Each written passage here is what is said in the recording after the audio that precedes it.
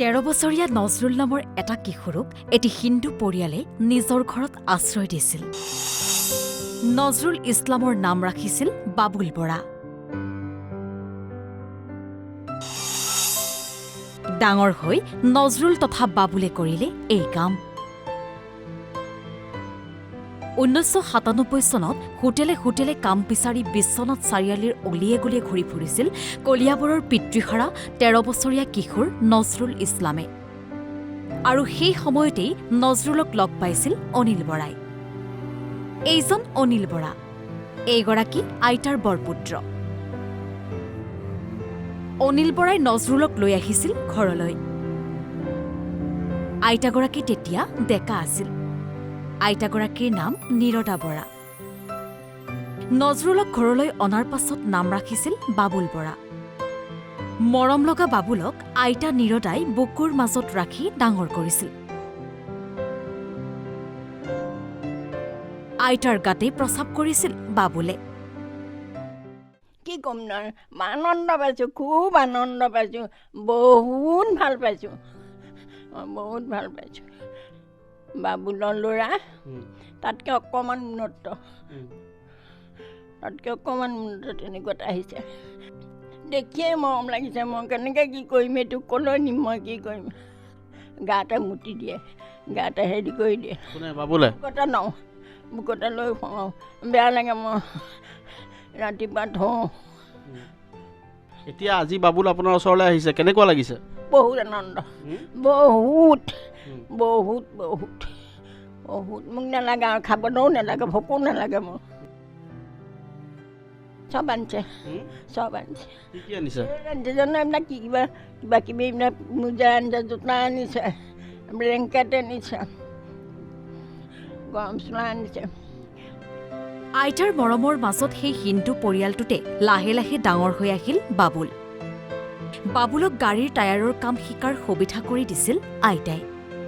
ঘৰখন এৰি গুচি আহিল নজৰুল ওৰফে বাবুল। এসময়ত আৰ্থিকভাৱে জুৰুলা নজৰুল এতিয়া আৰ্থিকভাৱে সবল। জখলাবন্ধাত এটা গাড়ী ছাৰ্ভিচিং চেণ্টাৰ খুলিছে। কিন্তু নজৰুলে পাহৰা নাই অতীত, পাহৰি যোৱা নাই বুকুৰ মাজত ৰাখি ডাঙৰ কৰা আইতাক।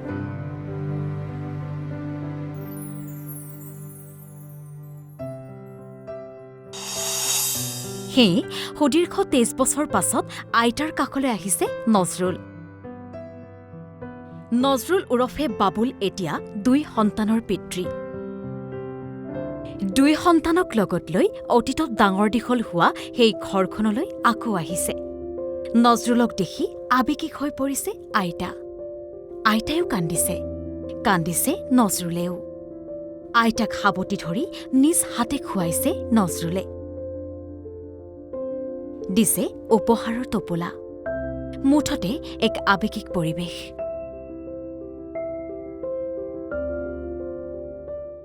মোক বহুত ভাল লাগিছে। মই আহিছোঁ আৰু আশা কৰোঁ সময়ে সময়ে তেনেকৈ আহিম। আৰু আজি যিটো পৰ্যায়ত পাইছোঁ মই, এইটো পৰ্যায় মোক একমাত্ৰ বৰমাই নি পোৱালে। ইয়াত যেতিয়া আহিছিলোঁ মোৰ তেতিয়া 13 পৰা 14 বছৰ বয়স আছিলে। কিন্তু খুবেই কি ক'ম আৰু, এতিয়া মনতো বহুত কথা আহি যায়। বহুত দুখ লগা বিষয়। মোৰ দেউতাই সৰুতেই ঢুকাইছিল। মোৰ 9 মাহৰ কেঁচুৱা থৈ ঢুকোৱাৰ পিছত আমাৰো ঘৰৰ অৱস্থা পাতি বহুত বেয়া আছিলে। কিন্তু কি কৰিম, যিহেতু ঘৰত নিজৰ গাৰ্জেন নাথাকিলে এটা ডালকল নাথাকে। আপুনি হোটেলত কাম কৰিব আহিছিল বুলি কৈছে। মই যিখন গাড়ীত আহিছিলোঁ তেতিয়া মই চিলঘাটত আছিলোঁ। চিলঘাটৰ পৰা যেতিয়া মই ওলাই আহিছোঁ, আহি চুলুং পালোঁ। চুলুঙৰ পৰা এখন গাড়ীত উঠি আহিলোঁ। মোৰ হাতত পইচা নাছিলে। ছেম মিছন চাৰিআলিত মাতি আছিলে লখিমপুৰ। তেনেকুৱাত আকৌ মই এখন গাড়ীত উঠি দিলোঁ। মোৰ লগত পইচাই নাই। যেতিয়া পইচা বিচাৰে, মই পইচা দিব নোৱাৰাত মই বিশ্বনাথ চাৰিআলিত নামি দিলোঁ। মই খোৱা নাছিলোঁ। দিনত 3টা বাজি গৈছিলে, মই খোৱা নাছিলোঁ, ভোকত আছোঁ। তেনেকুৱাত এই মনোবালী যিখন হোটেল, তাতে আহি পেলাই ৰৈ আছিলোঁ। তেনেকুৱাত অনিল দা মানে মোক পালে। পাই পেলাই আপোনাৰ ঘৰলৈ লৈ আহিলে? হয়, তাতে মোক গোল্লা আৰু নিমকি খোৱালে। খালোঁ। খোৱাৰ পিছত মোক ঘৰলৈ লৈ আহিলে। মই ভাবিলোঁ যে সেইখন হোটেলৰ মালিকৰ ঘৰ বুলিয়ে ভাবিছিলোঁ। তাৰপিছত মোক মানে যেতিয়া আনিছে মই চালোঁ, তাৰপিছত 2-4 দিন যায়, তেতিয়া মানে গম পালোঁ যে নহয় মালিকৰ নহয়, দাদাৰ ঘৰ হয়। তেনেকুৱাত মই থাকোঁতে এটা ভাল এটা হেৰি হ'ল, মোক খুব মৰম কৰে, মই সৰুতো তো খুব মৰম কৰে। মৰম পাই পেলাই আজিও মই পাহৰিব পৰা নাই। আগন্তুক যিমান দিন মই জীয়াই আছোঁ, ইমান দিন মই এই বৰমাৰ বিষয়ে মই পাহৰিব নোৱাৰোঁ। নজৰুল ইছলাম আৰু নিৰদা বৰাৰ এই কাহিনীয়ে আকৌ এবাৰ দৃঢ় কৰি তুলিছে সম্প্ৰীতিৰ এনাজৰীডাল।